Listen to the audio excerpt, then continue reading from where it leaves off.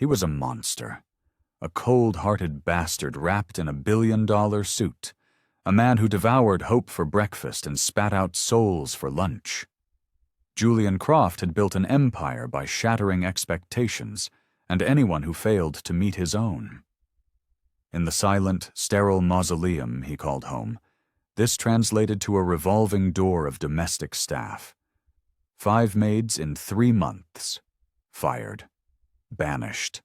Erased for sins as trivial as a fingerprint on chrome, a book misplaced by a fraction of an inch, a glance that lingered a second too long on the ghost that haunted the mansion's halls. His daughter. His 9-year-old daughter, Lily, who was locked in a silent, brutal war with a cancer that was stealing her hair, her laughter, and her light. Julian believed no one, absolutely no one, could navigate the minefield of his grief and his daughter's illness. Then came a Tuesday afternoon, gray and suffocating, when he returned from his concrete kingdom hours earlier than the clock ever dared to predict. He slipped the key into the lock, the sound swallowed by the oppressive silence. He stepped into the grand foyer, his polished Italian shoes making no sound on the marble, and moved toward the living room. And there he stopped. He didn't just stop, he froze, every muscle in his body locking into a state of primal shock. On the plush, cream-colored carpet knelt the new maid. Elara, a woman whose name he'd barely bothered to learn. She was beside his frail, ghostly child, and she was gently, with a reverence that seemed almost holy, placing a soft, blonde wig on Lily's bald head. This was not in her job description. This was not cleaning, or cooking, or dusting. This was an act of such profound, unexpected intimacy that it felt like a violation, a trespass into the most sacred, broken part of his world. Yet, as the synthetic hair settled, framing Lily's pale face, a miracle unfolded. A genuine smile, radiant and pure, ignited her features. A smile he hadn't seen in 187 days. A smile he thought was lost to him forever. In that single devastating moment, the man who built walls to keep the world out felt them crumble into dust. What he was witnessing wasn't just an act of compassion. It was a language his money could never speak, a currency his power could never buy, and it was about to shatter his universe. Before we dive deeper into this twisted tale of loss and unexpected light, do me a favor and smash that subscribe button and obliterate the like button. Seriously, it helps us out more than you know. And hey, drop a comment below, letting us know where in the world you're tuning in from. We love seeing how far our stories travel. Julian had come home early, a knot of raw, unnamed anger churning in his gut after a deal had gone sideways. He expected to find the house as it always was, a hollow cathedral of silence, a testament to his loss. Instead, he was a voyeur in his own home, paralyzed in the archway of the living room. He watched Elara, the new maid, kneel before his daughter, Lily. It wasn't the subservient posture of an employee. It was the gentle, grounded posture of a caregiver. Lily, so small and fragile from the chemotherapy that ravaged her body, sat with a stillness that was both patient and weary. Julian's eyes narrowed, cataloging the scene with the ruthless precision of a CEO dissecting a balance sheet. He saw the almost surgical care in Elara's hands as she adjusted the blonde wig, the soft, encouraging words she murmured. Too low for him to hear, but potent enough to keep Lily calm. When the wig was perfectly in place, it was like a switch had been flipped. Lily's eyes, which had become dull and clouded with pain, suddenly flared with a light he hadn't seen since before the diagnosis. Her smile was a supernova in the dim afternoon light, so wide and brilliant it momentarily erased the shadows under her eyes, the tubes, the constant hum of medical equipment, the sterile scent of antiseptic that clung to everything. Elara smiled back, a quiet, genuine reflection of the girl's joy, clearly finding her reward in that single, fleeting expression. Julian remained frozen, a statue of conflict. He felt like an intruder who had stumbled upon a secret ritual. This was not her job. This was not in the ridiculously detailed contract he'd had his lawyers draw up. He'd burned through 5 maids, dismissing each one for infractions he magnified into capital offenses. A cracked plate, a dusty windowsill, a nervous stammer. He told himself it was about standards, but he knew in the dark, honest corners of his soul that it was about control. None of them had dared to get close to Lily. They'd treated her with a sterile pity, their eyes skittering away from her bald head as if the illness were a contagion of the spirit. But this woman, Elara, she wasn't just cleaning his house. She was on the floor, in the trenches of his daughter's world, making her feel whole again. Julian watched the way Elara's face softened when she looked at Lily, a tenderness that felt authentic, unpurchased. It was a rarity in his world, a commodity he didn't understand. A strange, volatile cocktail of gratitude and resentment burned in his throat. He was relieved, profoundly so, to see Lily happy. But a bitter, possessive voice in his head screamed that it was his wife, Amelia, who was supposed to be doing this. It was Amelia who owned the patent on that smile. He hadn't realized how fiercely he'd guarded that role, the role of being the sole purveyor of his daughter's joy, a role he had been failing at miserably. Elara made one final adjustment, tucking a stray blonde strand behind Lily's ear. "There," she said, her voice a calm melody. "Perfect." Lily's small fingers reached up, touching the synthetic hair with a sense of wonder, as if confirming it was real. "Do I look like a princess?" she whispered, her voice reedy. Elara nodded, her conviction absolute. "More than a princess," she replied. "You look like a queen." Lily giggled, a sound so alien in that silent house that it seemed to echo off the walls. Julian's chest constricted, a band of steel tightening around his heart. It was almost verbatim what Amelia used to say.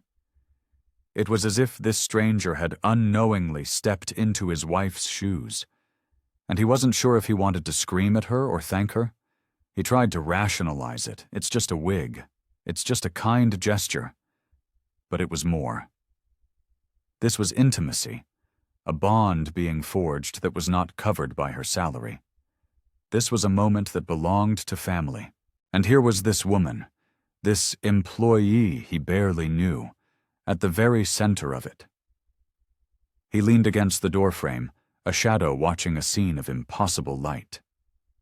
Elara finally sensed his presence, her head turning slightly. Her eyes met his, but she didn't flinch or pull away. She held his gaze for a beat before turning her attention back to Lily, gently helping her to her feet so she could see herself in the ornate, floor-length mirror by the fireplace. Lily's eyes widened at her reflection.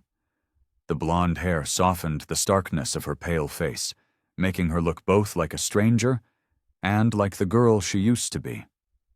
"I look normal," Lily breathed, the word a prayer. Elara's hand rested on the girl's shoulder, a gentle anchor.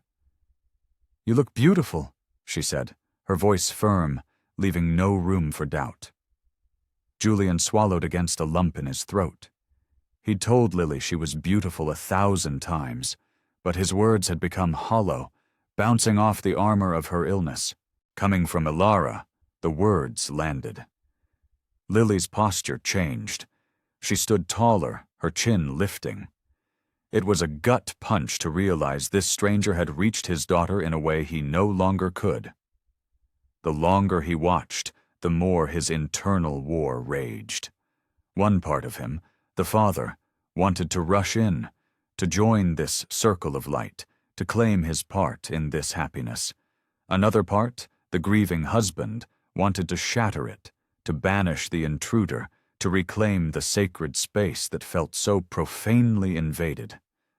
but he couldn't move. The way Lily leaned into Ilara's side, the way her small hand found Ilara's, stopped him cold. She hadn't sought physical comfort from anyone like that since Amelia died. Ilara wasn't doing anything wrong. She was just being good. And that goodness was a blinding light in the darkness he'd curated. He wondered if letting her get this close was a mistake, if it would blur the lines between employer and family, a line he had policed with ruthless vigilance. He'd hired her to maintain his house, not to rebuild his home. Yet here she was, doing exactly that, and he was terrified to admit he didn't want her to stop. When Lily finally turned from the mirror, her smile was still there, brighter than a supernova. She ran to him, the wig slightly askew, and threw her arms around his waist. "Look, Daddy," she chirped, her voice electric with a joy that had been dormant for months. "I have hair again." Julian looked down at her, his hand automatically coming to rest on her small back. His gaze lifted, locking with Ilara's over Lily's head. Her expression was unreadable, quiet, and composed. He forced a smile for his daughter, murmuring that she looked incredible. But inside, the storm of gratitude and resentment, of relief and trespass, was stronger than ever. This wasn't a small moment. This was an earthquake. Someone new was in their lives, healing a wound he couldn't, and that terrifying truth left him standing in the rubble, caught between wanting to welcome her and wanting to tear her down. In the cold, pre-dawn light, Ilara moved like a phantom in her small, sterile room. She folded her clothes with practiced precision, her movements quiet and deliberate, placing each item into a worn suitcase. The house was suffocatingly silent, but it was a different kind of silence now. It was heavy, charged with the unspoken tension that had radiated from Julian since the previous afternoon. He had barely spoken to her, his few words clipped and distant. She knew the signs. She had seen that cold withdrawal from employers before. It was the prelude to dismissal. She wouldn't wait for the axe to fall. It was better to leave on her own terms, to preserve what little dignity she had left. She zipped one side of the suitcase, the sound unnaturally loud in the stillness. A knot of grief tightened in her stomach. She'd allowed herself to care about Lily, a rookie mistake in her line of work. The thought of never seeing the little girl's face again, of never hearing her fragile voice, was a physical ache, sharper than she'd anticipated. Just as she was about to close the suitcase for good, she heard it. A frantic patter of small feet in the hallway, followed by a soft, hesitant knock on her door. When she opened it, she found Lily leaning against the doorframe, her small body trembling. Her face was ashen, her eyes glassy with fever. "I don't feel good," Lily whispered, her voice cracking. All thoughts of leaving evaporated. Instinct took over. Ilara knelt, her palm immediately finding Lily's forehead. The heat radiating from her skin was a 5-alarm fire. A fever. For a child undergoing chemotherapy, a fever wasn't just a symptom. It was a crisis. Ilara's mind shifted into a gear Julian had never seen. This was a protocol she knew by heart, a muscle memory forged in the crucible of her own past, caring for her sister through the very same war. "Let's get you back to bed," Ilara said, her voice a calm, commanding force that cut through the morning haze. She supported Lily with one arm and called for Julian, her tone sharp, devoid of any deference. "Julian!" He appeared moments later, his face a mask of sleep-deprived confusion that quickly morphed into alarm. He was completely unprepared for the scene. Ilara was already guiding Lily back to her room, barking out orders with the authority of a field medic. "Get a thermometer, a clean washcloth, a bowl of cool water? Now!" Julian, the man who commanded boardrooms and brought titans of industry to their knees, became a foot soldier, following her instructions without question. He was stunned by the sudden transfer of power, by the absolute certainty in her voice. In Lily's room, Ilara took the thermometer and winced at the number. It was climbing. She spoke in short, clear commands, directing Julian to soak the cloth, wring it out, and place it gently across Lily's forehead. "We need to stabilize her," she explained, her eyes never leaving the child. "We bring the fever down slowly, no shocks to the system." When a weak, rattling cough started in Lily's chest, Ilara immediately propped her up with pillows. "It will help her breathe," she stated, then pointed to the window.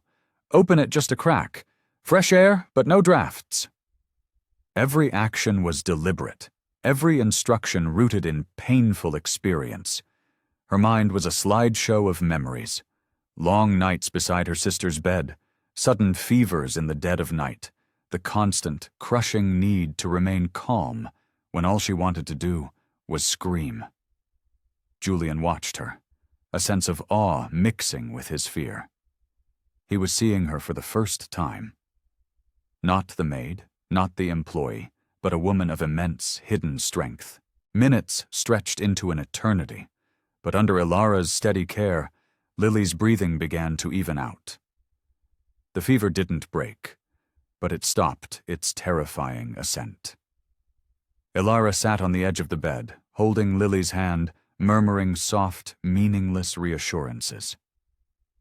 Julian sat on the other side, his gaze fixed on his daughter's face as the tension slowly eased from her small body. He looked at Ilara, at her focused, alert expression. She wasn't panicking. She wasn't guessing. She was prepared. She had been here before. "How do you know all of this?" he finally asked, his voice a low whisper. Ilara didn't look at him. Her focus remained entirely on Lily. "My sister," she said, the two words landing in the room with the weight of a tombstone. "She was sick for a very long time. I learned what she needed. I learned how to keep her safe when the doctors weren't there." Julian was silenced. The answer was a key, unlocking a part of her he had never bothered to consider. He realized with a sickening lurch of guilt that he had never asked a single personal question. He'd never cared to know who she was beyond the services she was paid to render. In his mind, she was a function, a cog in the machine of his household. Watching her now, it was blindingly clear how much more she was. She was competent, she was decisive, and she was caring for his daughter with a skill he could never hope to possess. The cold wall he'd erected the day before now seemed not just foolish, but cruel. He had judged her without knowing an ounce of her story, assuming her worth ended at the boundaries of her job description. That arrogant assumption had almost cost him the one person who could navigate this nightmare alongside him. As he sat there, shame and gratitude waging a war within him, he understood that without Ilara, he would be hysterically dialing 911, rushing Lily to the hospital in a blind panic. When Lily finally slipped into a restless, shallow sleep, her hand still loosely held in Ilara's, something fundamental shifted inside Julian. He watched his daughter's peaceful face, then looked at the woman who had single-handedly averted a crisis. Ilara adjusted the blanket over Lily's shoulders, her movements economical and gentle. When she finally stood to leave, Julian met her eyes.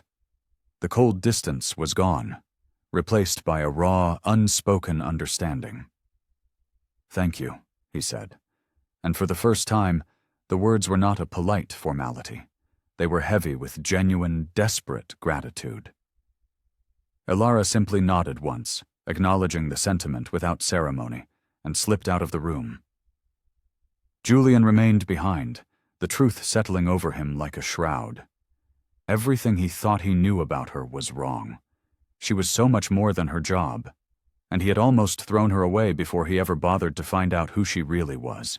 What would you do in his shoes? Would you trust this stranger, or push her away after seeing this hidden side of her? Let me know your thoughts in the comments. And if you're finding this story as gripping as I am, make sure you're subscribed so you don't miss what happens next. Ilara had intended to leave, but after the fever, Julian had asked her to stay. He didn't plead or command. He simply stated it as a need. Stay, he'd said, and she'd agreed, for one more week. Just until Lily was strong again. A formal, fragile truce settled between them, the previous day's icy wall replaced by a guarded but respectful distance. That evening, after Lily had picked at her dinner and taken her medicine, Ilara helped her into bed. The girl was agitated, her small body thrashing beneath the sheets, too exhausted to speak, but too wired with discomfort to sleep. Ilara sat on the edge of the mattress and began to hum, a low, wordless melody that seemed to absorb the tension in the room. It was a tune she knew by heart, a lullaby she had composed out of necessity and grief during the endless nights she'd spent by her sister's side. As Lily's frantic movements began to slow, Ilara let the melody blossom into a soft, gentle song. Her voice wasn't perfect, but it was steady, a low, soothing current that wrapped around the girl in a blanket of sound. Within minutes, Lily's eyelids fluttered and closed. Her breathing deepened, becoming slow and rhythmic. Her hands, which had been clenched into tiny fists, relaxed at her sides. Ilara remained for a few moments longer, a silent sentinel, before rising quietly. Julian was on his way to his study, the weight of the day pressing down on him, when he heard it. The sound was faint, a ghost of a melody leaking from the crack in Lily's partially open door. It wasn't a song he knew, but it felt ancient and warm, as if it had been absorbed by the very walls of the house. He stopped, his hand hovering over the doorknob to his study. For so long, the house had been a vacuum of sound, filled only with the mechanical noises of existence or the strained, infrequent bursts of Lily's medically induced cheer. This was different. This was organic, patient, grounding. He didn't want to intrude, so he stayed in the shadows of the hallway, his back pressed against the cool wall, listening until the final note faded into the silence. He heard the soft creak of the bed as Ilara stood, and quickly moved away, not wanting to be caught eavesdropping. The next night he found himself in the same hallway at the same time.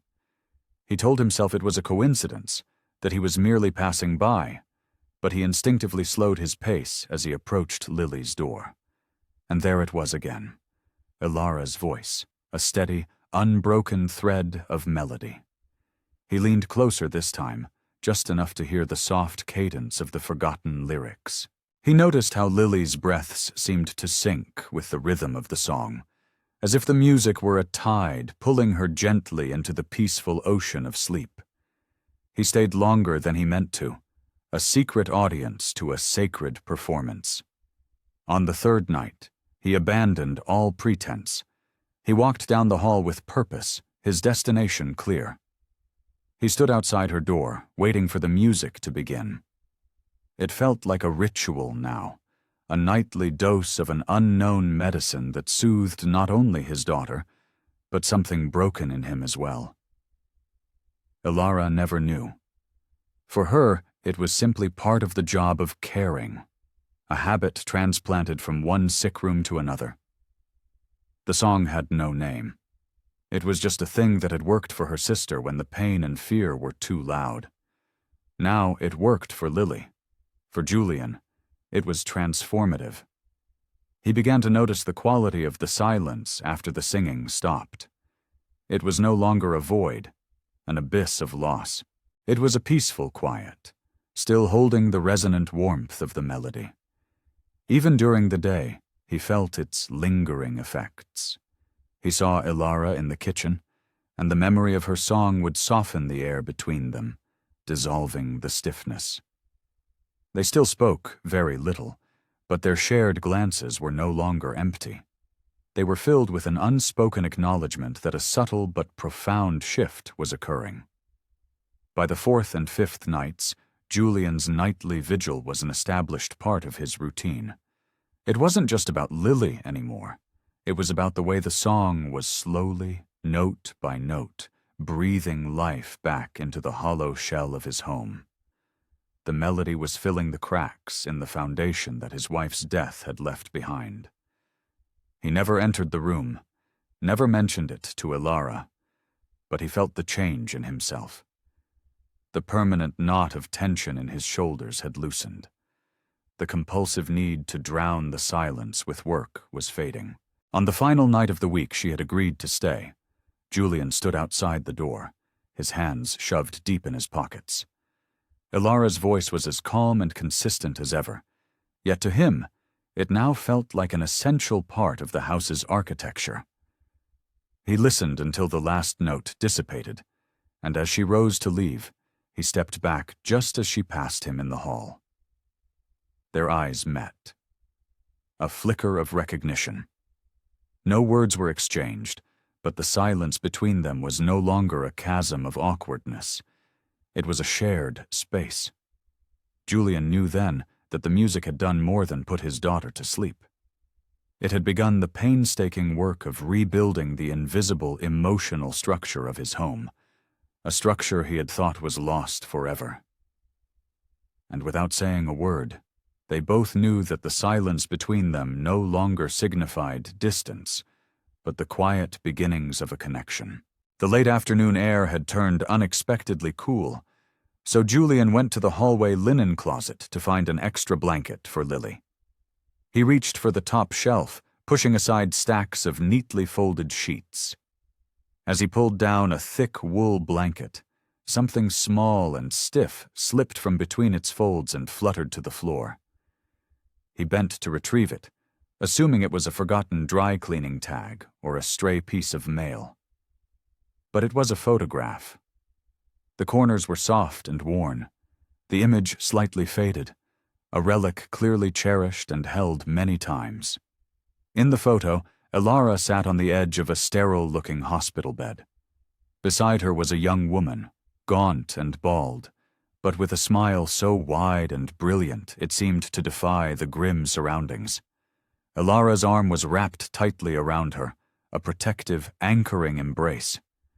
The young woman's head was resting on Ilara's shoulder, a gesture of complete trust and exhaustion.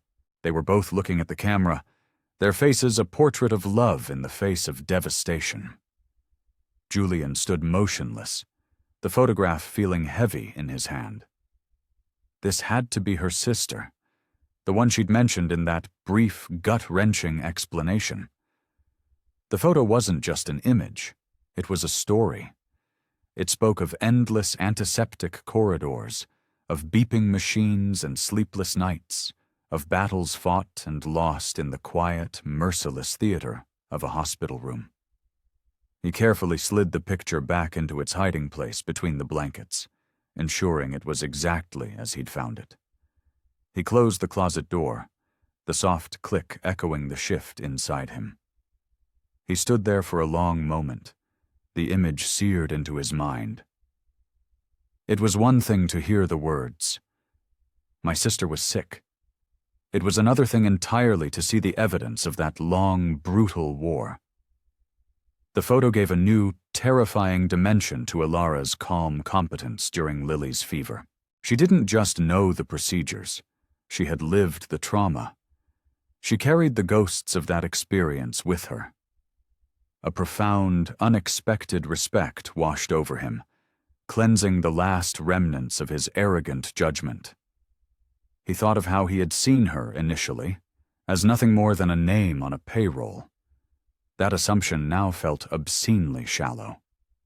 He took the blanket and walked to Lily's room, the ghost of that photograph trailing behind him. Later that evening, after Lily was asleep, Julian went to the kitchen. He filled the kettle and set it on the stove, the blue flame hissing to life. Ilara was at the sink, washing the last of the dinner plates, her movements efficient and silent. He waited for the water to boil, then prepared 2 mugs of tea. He brought them to the small kitchen table and set one down in front of her. She looked up, her expression a mixture of surprise and caution, as if the gesture were a trap. "For you?" he said, his voice quiet. She hesitated for a beat before wiping her hands and sitting across from him. He didn't mention the photo. He didn't ask her to excavate her past for his benefit. He simply sat with her, taking a slow sip from his mug, letting the silence settle between them. The ticking of the clock on the wall was the only sound. But this was a new kind of silence. It wasn't tense or awkward. It felt open, an invitation without pressure. Ilara's shoulders, which were always held in a state of rigid readiness, seemed to relax by a fraction. When the steam had stopped rising from his mug, Julian looked at her, really looked at her, and said her name. Not as a summons, but as a statement. "Ilara?" She met his gaze, her eyes direct and clear. He held it for a moment before speaking again. "Thank you for staying this week." She gave a small, almost imperceptible nod. No grand speeches were necessary. The way he had said her name, the simple act of sharing tea in the quiet of the night, acknowledged more than words ever could. For Julian, it was a silent admission of respect for the person she was, for the life she had lived beyond the walls of his house. For Ilara, it was a sign that he finally saw her not as a function, but as a human being whose presence had fundamentally altered their world. The photograph remained unspoken, a secret witness in the space between them. As they finished their tea, the atmosphere had been permanently altered. They were still employer and employee, but a new, fragile layer of something else had been added. Respect.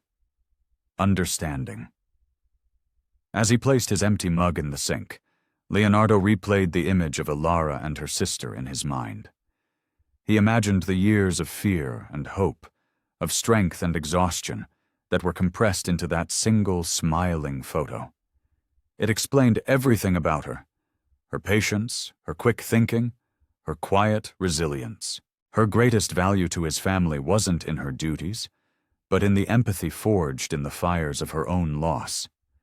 That was not something you could list on a resume.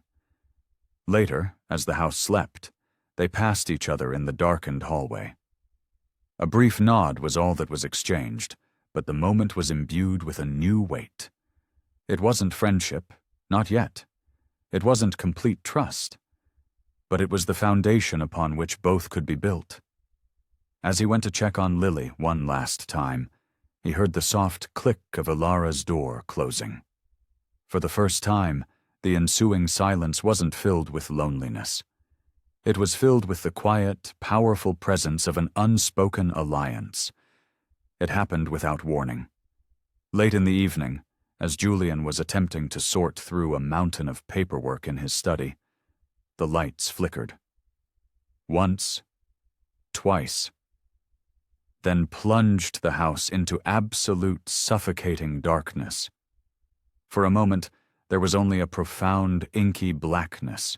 Then, from Lily's room, a sound tore through the silence, a sharp, terrified cry that quickly escalated into hysterical sobs. Her fear of the dark was a primal thing, a monster that the illness had magnified 100-fold. Julian's heart seized. He shot up from his chair, but his feet felt like they were encased in lead. He was frozen, paralyzed. The sound of his daughter's terror was a physical blow, echoing in the cavern of his own helplessness. A voice in his head screamed at him to move, to go to her, to be the father she needed. But his body refused to obey. This wasn't just about a power outage.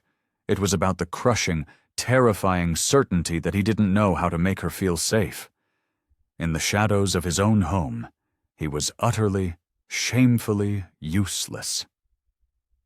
In the kitchen, Ilara had just finished her nightly routine when the world went black. She didn't pause. She didn't wait. She moved with an instinct honed by crisis, her hand immediately finding the junk drawer where she kept a book of matches. A single flare of light, and she located the emergency candles on the counter. She lit two, their small flames pushing back the oppressive dark, and placed them on a saucer to carry.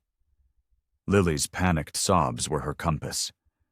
She moved quickly and quietly down the hall, a small beacon of light in the overwhelming darkness. She found Lily curled into a tight ball in her bed, her small body racked with fear. Ilara didn't hesitate. She set the candles on the nightstand, the flickering light casting dancing shadows on the walls, and sat on the bed beside her. "It's okay, Lily. I'm here," she said, her voice a low, steady anchor. She gathered the trembling girl into her arms, holding her with a firmness that was grounding, not constricting. Lily's frantic sobs slowly began to subside against the warmth of her body. Julian finally arrived, a ghost in the doorway, drawn by the candlelight. Ilara was already humming, the same quiet, powerful melody he had listened to from the hallway for nights on end. Her voice was smooth, unhurried, a sonic bomb that was actively pulling Lily back from the edge of panic. The girl's sobs softened to whimpers, then to slow, ragged breaths.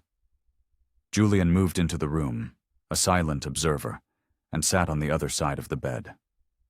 He watched Ilara's calm, illuminated face as she continued her song, one hand rubbing slow, comforting circles on Lily's back.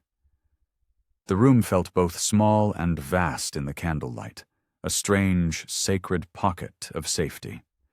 The weight of his own inaction pressed down on him. He had done nothing. He had frozen. He remained silent, afraid his own unsteady voice would shatter the fragile peace Ilara had so expertly woven. After a few more minutes, Lily's breathing had evened out completely. Ilara stopped singing but kept her arms around the girl. She glanced at Julian, her expression unreadable in the flickering light. He looked down at his own hands, clenched and useless in his lap. "I'm scared I'm not enough for her," he admitted, the words escaping him in a raw, broken whisper. It was a confession he'd never intended to make. I don't always know what to do. Sometimes I feel like I'm failing her." The admission hung in the air, heavy and shameful. He couldn't meet Ilara's eyes. Lily, half asleep and cocooned in Ilara's arms, didn't stir. The only sound was the soft hiss of the burning wicks. Ilara didn't offer empty platitudes. She didn't say, "You're a good father," or "It's okay." Instead, she shifted slightly, and her free hand came to rest on his, which was still clenched on the mattress. It wasn't a tentative touch. It was firm, steady, deliberate. Her hand simply stayed there, a silent transfer of strength. The warmth of her skin against his was a shock to his system, a jolt of human connection that forced him to look up. She still said nothing. But the silence was no longer empty. It was full. It was a testament to her presence, a quiet declaration that he wasn't bearing this impossible burden alone. It was a gesture more powerful than any words of comfort could ever be. He released a breath he didn't realize he'd been holding, the iron band around his chest loosening its grip. He didn't thank her. She didn't need him to. They sat like that for a long time, the three of them, a strange, impromptu family huddled in the warm glow of the candles. The blackout had ceased to be a threat. The darkness outside the small circle of light no longer felt menacing. Eventually, Ilara gently tucked the blankets around a now deeply sleeping Lily, and her hand slipped from his.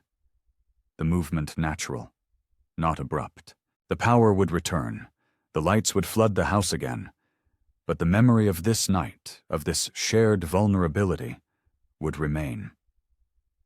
They had crossed another invisible threshold, one built not on employment, but on a foundation of profound, unspoken trust. And in the quiet that followed, Julian understood that sometimes The most powerful anchor in a storm isn't a grand gesture, but the steady, silent weight of another person's hand in the dark. It was a quiet, sun-drenched afternoon. Light streamed through the living room windows, illuminating the dust motes dancing in the air. On the carpet, Lily sat amidst a scattered collection of her toys. Beside her, Ilara was orchestrating a symphony of silliness. She held 2 wooden spoons, tapping them against an overturned plastic storage bin, creating a soft, rhythmic beat. Lily watched, her eyes tracking the movement, a flicker of interest in her usually listless expression. Ilara smiled and offered her one of the spoons. Lily took it. They began to tap together, a chaotic but joyful duet. Ilara then added a new layer to their composition, tapping the bin twice before striking a small toy drum. Lily tried to copy her timing off, but she let out a soft, breathy laugh each time she missed. Ilara played along, making exaggerated faces of mock frustration when she missed a beat, turning their mistakes into part of the game. The heavy, oppressive atmosphere that usually clung to Lily seemed to be dissipating, rising like mist in the afternoon sun. Julian was walking toward his office, his mind already churning with market projections and legal documents, when he heard it. A strange, muffled tapping, followed by a sound that stopped him dead in his tracks. A laugh. He froze, listening intently, certain he must have imagined it. For months, Lily's laughter had been a ghost, a memory. It had been replaced by sighs, monosyllabic answers, and the occasional heartbreakingly forced smile. He moved toward the living room with the stealth of a hunter, peering around the edge of the doorway, careful not to cast a shadow. There they were, on the floor, their makeshift orchestra surrounding them. Ilara tapped a spoon on the head of a plush giraffe, and Lily erupted. It wasn't a giggle, it wasn't a polite chuckle, it was a real laugh, a bright, bubbling cascade of sound that seemed to come from the deepest, most untouched part of her. Julian felt the air leave his lungs. His hand braced against the doorframe as he remained hidden in the shadows. With each peal of laughter, he felt another tightly wound knot inside him begin to unravel. He hadn't realized how starved he was for that sound, how terrified he'd been that he would never hear it again. And here it was, conjured not by expensive gifts or experimental treatments, but by wooden spoons, a plastic bin, and the patient, gentle magic of a woman who knew how to speak his daughter's language. Ilara seemed to understand the sanctity of the moment. She didn't push, letting the game wind down organically. When Lily finally dropped the spoon and leaned back against the sofa, a contented smile still gracing her lips, Ilara simply sat with her, letting the quiet, happy peace settle around them. Julian didn't move. He just watched, his heart aching with a beautiful, unfamiliar pain. He had fantasized about this moment, but he'd never imagined it happening like this. So simple, so ordinary, so perfect. And perhaps that was the key. The laughter wasn't a performance. It was a product of pure, unadulterated comfort. Ilara had given Lily a priceless gift, a small, protected space where she could forget she was sick. The realization hit him with the force of a physical blow. His gaze shifted from Lily's radiant face to Ilara's serene expression. She wasn't seeking an audience or applause. Her focus was entirely, selflessly on Lily. That's when he finally understood. What Ilara had restored wasn't just joy, it was security. It was the profound emotional safety that his fortune could never purchase. It was something that grew only from trust, from the deep-seated feeling of being protected and understood. Ilara had built that fortress for his daughter, brick by invisible brick. In that instant, all his lingering doubts, all his possessive fears about her role in their lives, evaporated. They seemed petty, foolish. He recognized that she was giving his daughter something he, with all his love and resources, had been unable to provide since Amelia's death. Not because he didn't love her enough, but because his own grief and fear had been a suffocating blanket. He watched them together, Lily now leaning her head on Ilara's shoulder, and the decision settled in his soul, quiet and absolute. He couldn't lose her. Losing Ilara would mean losing this newfound light, plunging them both back into the gray twilight of their grief. He didn't know the words yet. He didn't know the logistics. But he knew, with a certainty that resonated in his very bones, that he had to find a way to make her stay. The sound of his daughter's laughter echoed in his mind, a beautiful, haunting reminder of everything that was at stake. He took one last look at the scene, this fragile, perfect tableau of peace, before melting back into the shadows of the hallway, leaving them undisturbed. He walked away a changed man, carrying the certain knowledge that Ilara had become irreplaceable, and he would not let her go. Ilara sat at the small kitchen table, the screen of her phone glowing in the dim light. She read the email for the third time, the words blurring slightly. It was from a well-known NGO, a foundation dedicated to supporting children with cancer and their families, an organization she had followed and admired for years. They were offering her a position, a dream job, a role that would involve visiting hospitals, creating support programs, being a guide for families lost in the terrifying labyrinth of treatment. It was the life she had envisioned for herself before her sister's illness had derailed everything. She remembered the endless, sterile nights in hospital corridors, wishing for a guide, for someone who had walked this path before. This job was a chance to become that person for others. But a cold knot of dread formed in her stomach. Leaving meant leaving Lily, the girl who had burrowed her way into a protected corner of her heart, the girl who had come to rely on her not just for physical care, but for emotional stability. She closed the phone, the screen going dark, and stared into her cold cup of tea, trapped by a choice she felt wholly unprepared to make. Over the next few days, a subtle distraction clouded Ilara's usual focus. She would find herself staring into space while folding laundry, her mind miles away, weighing her future against her present. She tried to hide it, but Julian noticed. He saw the slight hesitation in her movements, the distant look in her eyes. During dinner, she would sometimes miss a beat in the conversation, her response coming a moment too late.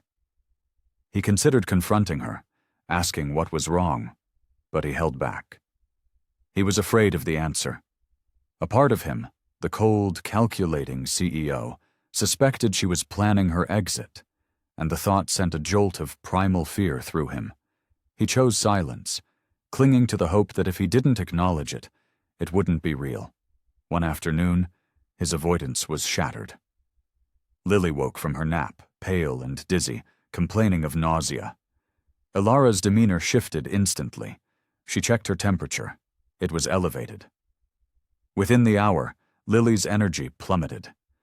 Julian hovered in the doorway, his own anxiety a toxic cloud, rendering him useless. Ilara moved with the calm, methodical grace of a seasoned professional. She coaxed Lily to sip water, adjusted her pillows, monitored her breathing, explaining every step to Julian in a low, steady voice that kept his own rising panic at bay. "It's a mild fever," she assured him, "but these things can turn quickly. We need to be vigilant tonight." She never left Lily's side, applying cool cloths, tracking her medication schedule, her presence a constant, reassuring anchor in the churning sea of Julian's fear. The room was a pocket of controlled calm, a direct result of Ilara's unwavering composure. Julian watched her, the thought striking him with terrifying clarity. Without her, I would not know where to begin. As hours bled into one another, Lily's fever remained stable. Ilara sat in a chair by the bed, a silent guardian. Julian finally entered the room and sat on the other side, his elbows on his knees, his head in his hands. He wanted to tell her what she was doing for them, that she was more than just an employee, that she had become the very glue holding their broken lives together. But the words were trapped behind a wall of pride and fear. He thought about the dream job she might be contemplating, and the thought of losing her, of this house returning to its hollow, silent state, was a physical pain. Admitting he needed her felt like admitting his own profound failure, a weakness he wasn't ready to confront. As the night wore on, he stayed, watching the quiet, intimate dance of care between Ilara and his daughter. He saw how she instinctively knew when to adjust a blanket, when to offer a whisper of comfort, when to simply be a silent, watchful presence. She had walked into his life as a stranger, an employee. Now he couldn't fathom its landscape without her. He rehearsed the words in his head. Stay. Please, stay. But each time he opened his mouth, the words felt too raw, too vulnerable. What if she only stayed out of pity? What if his need felt like a cage? He swallowed the impulse, a coward in his own home. By the time Lily was sleeping peacefully, Ilara still had not moved from her post. Julian stood in the doorway, the dim light carving long shadows around him. He thought of the life she could have, the lives she could change if she took that other job. He thought of how easily their fragile world would shatter if she left. He wanted to beg. Instead, he just said, "You've done so much for us tonight." Ilara offered a small nod, her eyes still on Lily. The moment to speak passed. As he walked away from the room, Julian was haunted by the words he couldn't say. He might be too much of a coward to ask her to stay, but he knew, with every fiber of his being, that he never wanted her to leave. Julian stood in the upstairs hallway, staring at the door, the one at the very end. It had been locked on the day of his wife's funeral, and had remained so ever since. It was a tomb, a time capsule, a monument to a life that had ended. To open it felt like a betrayal. To keep it shut felt like a prison. He had walked past it thousands of times, the polished wood a silent accusation. But that night, something was different. The unspoken fear of losing Ilara had acted as a key, unlocking a part of himself he had kept barricaded. He went to his desk, opened a drawer, and retrieved a small, ornate key he hadn't touched in years. He walked back to the door, his heart hammering against his ribs. His hand trembled as he put the key in the lock. The click of the tumblers turning was deafening in the silent house. The door swung open on silent hinges. The air inside was stale, thick with the scent of his wife's perfume and the dust of forgotten time. He stepped across the threshold, his eyes slowly adjusting, taking in the scene. The room was perfectly preserved, as if she had just stepped out for a moment. Her favorite sweater was draped over a chair. A book lay face down on her bedside table, her page marked. It was a ghost room, and he was trespassing. His gaze fell upon a small, carved wooden box on her dresser that he didn't remember. He picked it up, his fingers tracing the intricate patterns. Inside, nestled on a bed of velvet, was a folded piece of paper. It was yellowed at the creases, but the elegant, familiar script was unmistakably Amelia's. His breath caught in his throat. It was a letter, addressed to him. She must have written it in her final weeks, a message from the other side. He sank onto the edge of their bed, the mattress sighing under his weight, and unfolded the paper. Her words were a gut punch, both loving and brutally honest. She wrote of their life, of her love for him and Lily, and of the cancer that was stealing her from them. But then she wrote about the future. Her words were not a command to mourn her forever, but a plea for him to live. "My darling Julian," one line read, Do not let our home become a museum of my memory. Let it be a place where new life can grow. Don't close the door on a love that will find you in the most unexpected of ways." Further down, another sentence shattered his defenses. "Let our daughter laugh again, even if I am not there to hear it. Her joy is the only legacy that matters." He could hear her voice in the words, the gentle but firm tone she used when she knew he was being stubborn. He read the letter again, and then a third time, the words washing over him, eroding the walls of grief and pride he had so carefully constructed. He thought of Elara. He thought of Lily's laughter. He realized with a sickening clarity that in his desperate attempt to honor his wife's memory, he had been actively defying her final wish. The letter didn't erase his pain, but it reframed it. His fight to keep their world frozen in time suddenly felt not just pointless, but profoundly wrong. He clutched the letter to his chest, the fragile paper a lifeline. He didn't know how long he sat there, in the silent waiting room. Hours bled together as memories, both painful and beautiful, washed over him. But for the first time, he didn't push them away. He let them come. At some point, sheer emotional exhaustion overtook him.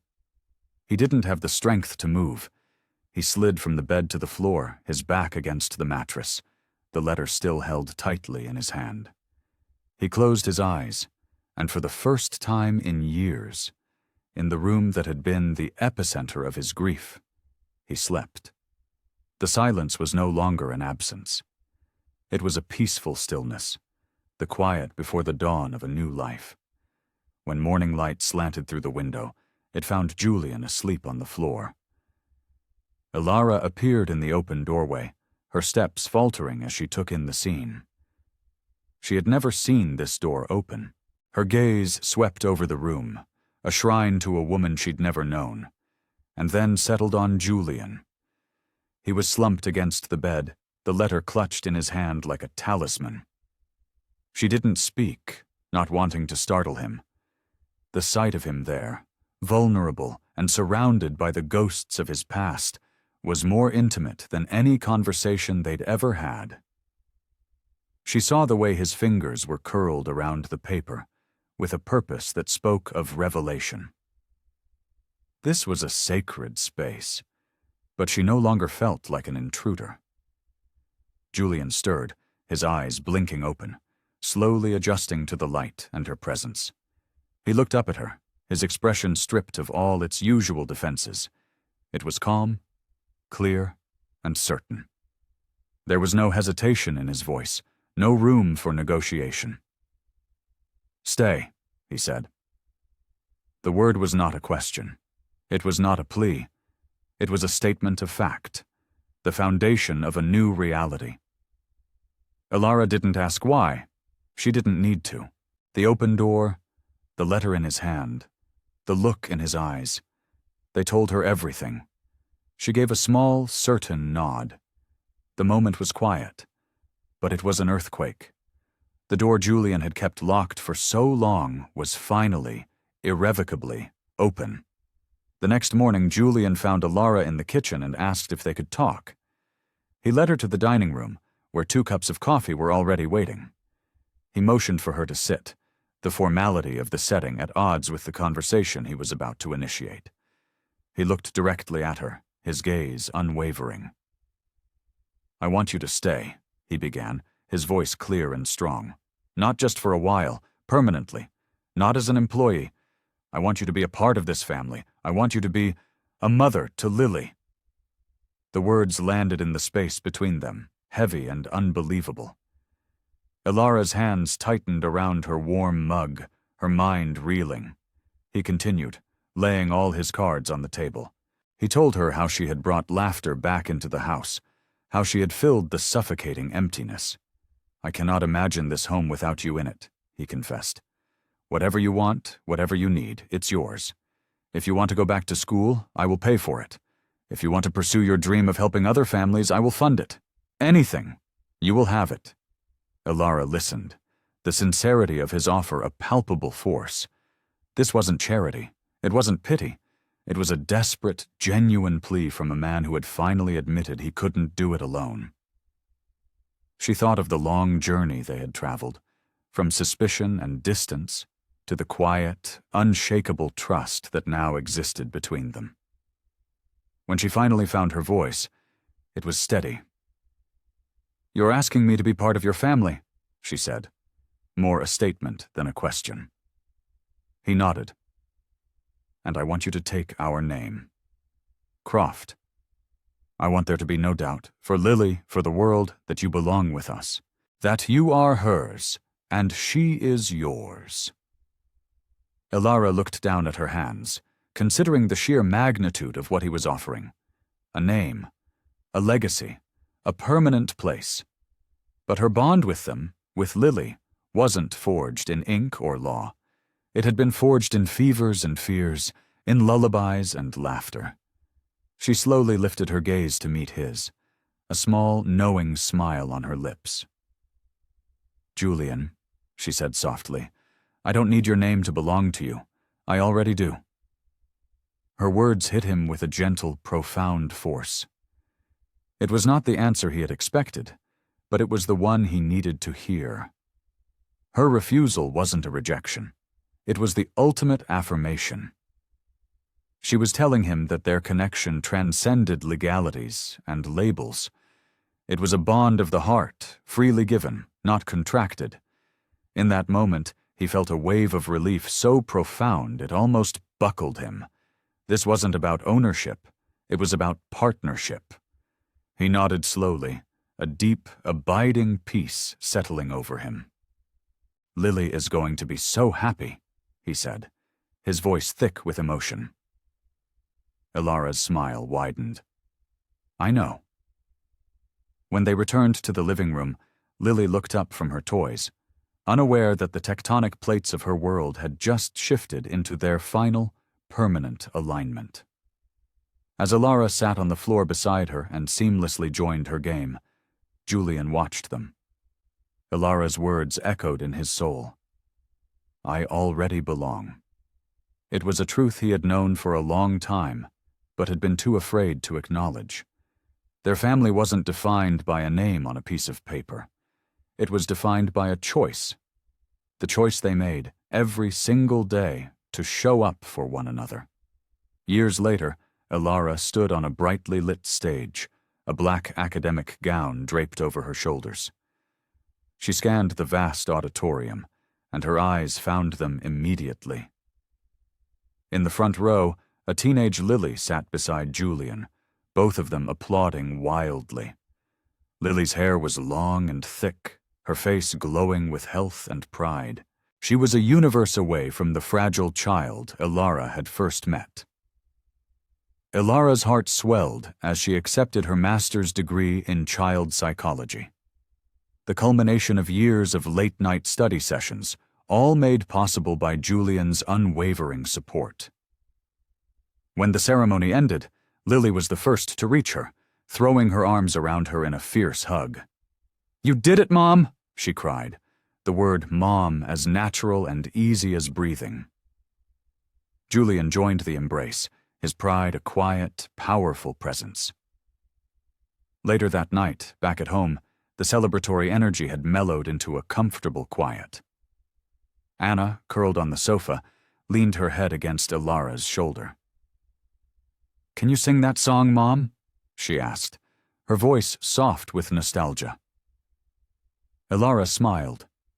She began to hum the first few notes of the simple, nameless lullaby that had been the soundtrack to their healing. As she started to sing the words, a second voice joined hers, lower and a little rough, but perfectly in tune. Julian. He sat beside them, his voice blending with hers, their harmony filling the room. When the last note faded, a peaceful silence settled over them. Julian looked from his sleeping daughter to the woman who had saved them both. "We are a family," he said, his voice low and certain. It was never about blood. It was about courage. Ilara's eyes glistened. The truth of his words resonated in the deepest part of her soul. This was it. This was the life she had built, the love she had chosen. The house, once a cold monument to grief, was now a home, its walls saturated with laughter and song. Leonardo reached for her hand, their fingers intertwining. The shadows of the past had not just been pushed back. They had been erased by the relentless, patient light of a love they had dared to build together. And there you have it. What an incredible, emotional journey. I am so glad you stuck with us until the very end. Thank you so much for watching.